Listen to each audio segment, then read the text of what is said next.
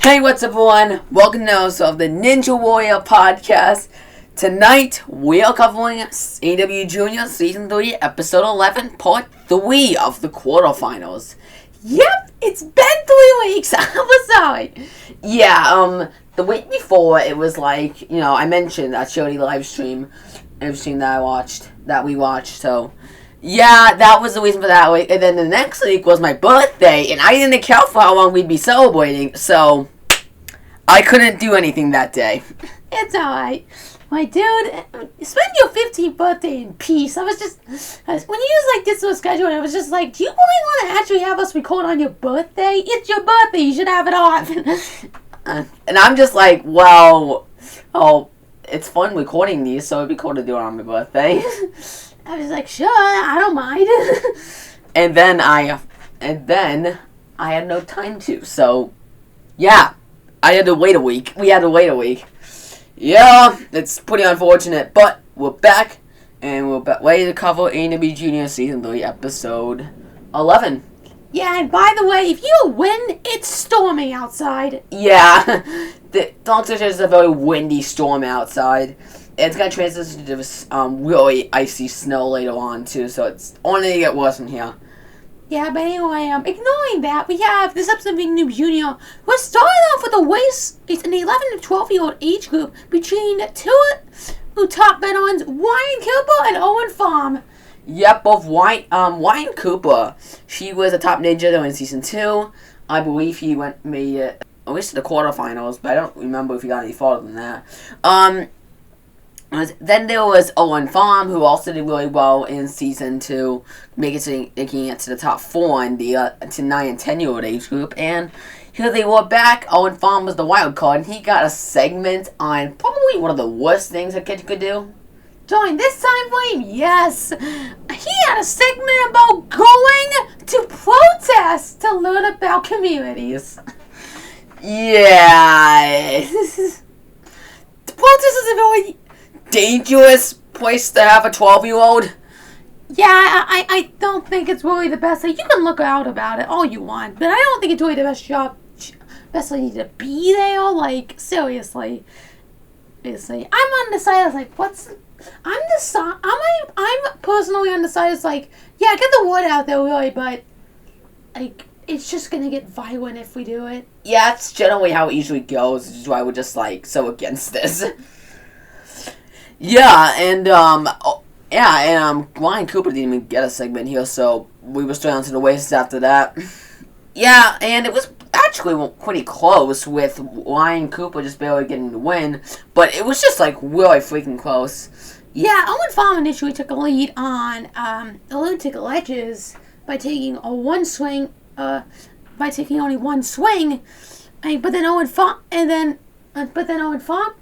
then Ryan Cooper came back on Spike Crossing and made it even. So it was just back and forth into the buzzer where Ryan actually beat Farm up there. Yeah, and that led us to the second race between Blake Weinecker and Nathaniel Hanvu. So, Nathaniel, as we mentioned, was the 9-10-year-old champion last season, and Blake Weinecker is a rookie.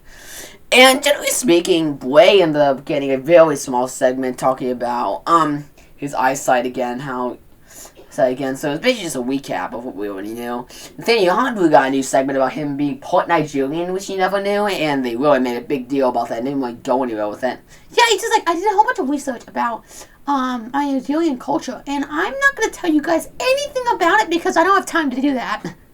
Yeah, they didn't even bother mentioning anything about it. They're just like, I did it. Not like you guys have to know. You have to do research yourself. Yeah, if we just tell you, then you miss the fun of actually doing research. Yeah, but anyway, it was a pretty one-sided race for Nathaniel. Yeah, he had a one-swing to small Olympic ledges, and he was off after that.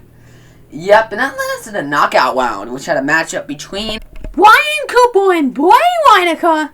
Yeah, this was a pretty disappointing fast forward, if I'm being honest, because, like, Blake Weinecker pretty much repeated his fail from his very first race with Lindsay Zimmerman, as he fell on a limited ledge to try to make transition to the coconut. Yeah, and once again, they mentioned him falling there like John just did, and that obviously just sets up for him failing. Yeah, it's really unfortunate. That's how he exits the season. I don't remember ever seeing him again. Yeah, no. Then the second night was pretty disappointing as well because Owen Farm, apparently wasn't feeling well at the beginning of the race, even though I don't think they really need to bring that up. Yeah, it didn't seem to affect anything, but he got hung up on crossing, and Nathaniel Blaze passed him after that. Yep, and Spike Crossing was the decider of the final matchup between Nathaniel Hornville and Ryan Cooper, a rematch from the last time we saw that both of them, and I think episode 7 or 8. Ryan Cooper fell on Spike Crossing on the dismount, and Nathaniel Hornville got a free pass. Yeah, if I'm being honest, it's pretty unfortunate that that's how the 11-12-year-old age group ends, because we started off with a really good matchup between Ryan Cooper and Owen Farm, but then, the next 4 are just very disappointing with falls and very slow matchups overall. Yeah, you think with these 4 Titans, you'd think that a lot more would happen, but no. Yeah, but anyway, that allows us to move on to the 9-10-year-old age group, and that's started off with a matchup between Caleb Keener and Porter Fanat. Yep, so Caleb was the ninja trained by Carson Williams, I believe. I believe it was called the Ninja Cat. Yeah, I don't know. You're not even trying at this point. I'm trying to sound informative, but I don't. But anyway, Porter Fanat was that female ninja that looked a lot like a boy. Yeah, if you look at the further details, it looks like a girl, but at a quick glance, it looks like a boy. It's just because of the way her hair kind of outlines. Yeah, because it's more of how a boy's long hair would be than a girl's long hair. But yeah, that's generally how it looks. She ended up getting a very small segment here, just talking about being yourself and stuff. And she ended up getting a loss here. That's how you phrase it. Well, yeah, because KO Kino ended up getting a very easy win. The second matchup was between Drew Bennett and Colton Davis. Colton Davis, I don't even remember him but I don't really remember him all that much. I don't even really know. He's known as a sizzling ninja because he likes barbecue, but I have no clue why otherwise. Yeah, I don't even remember why they brought him back. Because I'm pretty sure, the ninja I'm thinking, they might, the one I'm thinking, that they might have brought him back from, but it's actually no ninja. So, I don't know. But, anyway, moving on. Drew Bennett obviously won his spot here from episode 8, and he was that ninja who took his shirt off. Yeah, it's definitely a little unique thing for this show, because no other kid does that.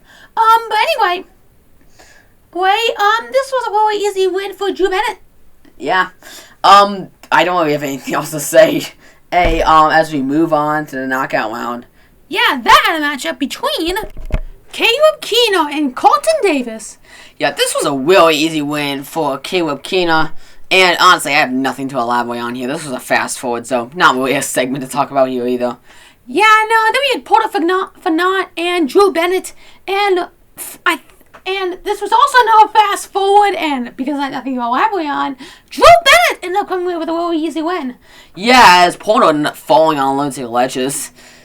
Yep, then there was the final matchup between Drew Bennett and Caleb Keener, which ended up being a win for Drew Bennett as Caleb Keener fell behind on the liquid pipes and couldn't really build on anything from the flying saucers either.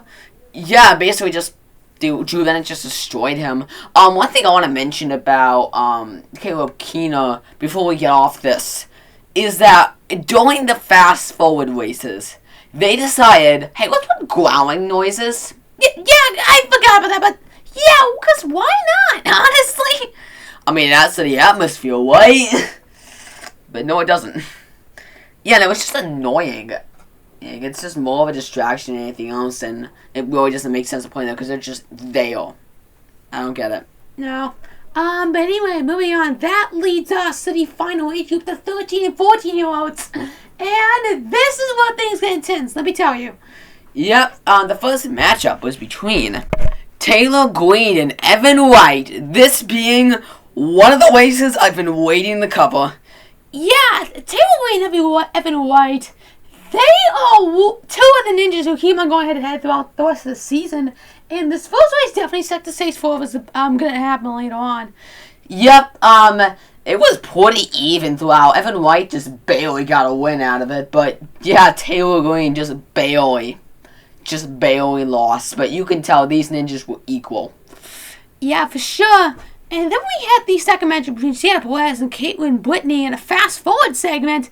This is being an easy win for Sienna as Caitlin fell on sideways. Yeah, before I move on to the knockout, I want to mention the matchup between Taylor Green and Austin Gray. Yeah. I love how they cheat them making fun of Austin. Yeah, Austin is still a young blood. He hasn't been competing for all that long on AEW. But yet they treat him like he's just an old dog and bad at this. When Caitlyn ends up winning and Austin splashes down twice, they ask for advice and she's just like, don't fall. I mean, it's not bad advice. Yeah, but it's just a dickish move. I mean, Austin's still a young ninja, and he could definitely, do some cool stuff with the course, but just the fact that that's the way they treat him, like he's bad just because he's old.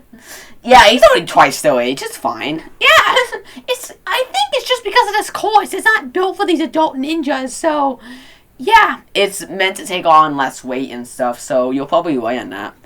Yeah, but anyway, moving on, that led us to the knockout round. We started off with a matchup between Taylor Green and Sienna Perez. Yep, and this doing knockout round. This was pretty close. Yeah, definitely speaking. It really didn't really break off until Spinball Wizard when Sienna fell on the second handle, and Taylor got the win from there. Yep. Then we had the second matchup between Evan White and Caitlin Brittany, which was a fast forward, and it was a pretty easy win for Evan as Caitlin fell on sideways again. Yeah. Either way, it moved us on to the final matchup of the episode and of the age group, which is a rematch between Evan White and Taylor Green. This being definitely less close, as Evan White got a bigger lead here, so able to stumble on those glitches. Yeah, I guess because Taylor hasn't been able to get through sideways efficiently enough, because on that last one, she has to stop in order to regain momentum and stuff. But she's optimized it pretty well at this point, so yeah, the semis. The semis. I can confirm that she got a wild card there. Yeah, so she got a wild card. I would call it Evan obviously was the person to move on. So, yeah, that was that. Yeah, and I guess that wraps it up for this episode of AEW Junior and the episode of the podcast as a whole. Yeah, this episode was pretty, on and off. The 11 12-year-old issue was pretty disappointing minus that very first race. 9 and 10-year-old, I felt like nothing happened, honestly. Yeah, and it didn't feel like it, but the teens, that's definitely where things started to ramp up and things started to actually, happen, and we started seeing some really cool races. Because again, Taylor Green and Evan White, they basically just walked the playing field. Yeah, and, I forgot to mention this real quick, but, when they're talking about Sienna Perez and her segment about her dad, I just forgot to mention it. They talk about him because he was previously a ninja on season 8. He says, "I wonder if you do good on the course." And Aqua's like, but hopefully better than Austin Gray. That's such an ass thing to do. Again, they make fun of Austin like he's one of those older ninjas, but he has only been on this season on the show since season 10, so he hasn't been there all that long, but yet they act like he's a long-standing veteran. Yeah, I wouldn't mention this earlier, but I just completely forgot about it until just now when we're closing it out. But anyway, I think we'll see you guys next time for more Ninja Warrior Jr. Yeah, next time we're covering the final quarterfinals, part 4, episode 12, and then the semis, finally. We're almost there. Yeah, we're gonna do it. We're gonna finish out AEW Jr. Hopefully for the next season AOs, and then we'll do the Stage 5 Ninja Awards, and then we'll probably take a break till New Ninja starts yelling. Yeah, I wish I knew. I wish I knew when New Ninja was airing. We have season 14 is announced its filming dates for later this month. I think it actually starts next week. Yeah, it starts on the 19th, I believe, which is next Saturday. And that's in San Antonio, I believe. Yeah, then they're filming the city finals in LA, and then we're heading back to Vegas. Yeah, so it seems like really similar format to the last time, but I'm excited to see how they do it this time around as well. Yeah, but anyway, we'll see you guys next time for more Ninja Warrior Podcast. We cover AEW Junior Season 3 episode 12, part 4 of the quarterfinals. Yep, see you guys there. Peace.